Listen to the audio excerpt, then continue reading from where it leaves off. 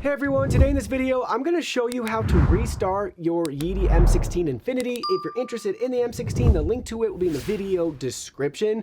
We also link to our top and favorite wet dry vacuums, robot vacuums, and cordless vacuums, so be sure to shop those recommendations.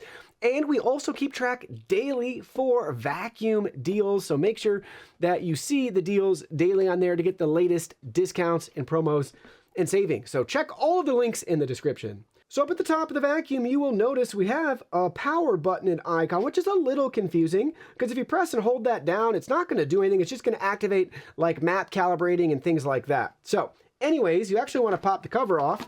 And this switch right here to restart it's going to be a simple power cycle. We're going to flip it to the off position. Now all the lights are off, right? Touching that won't do anything.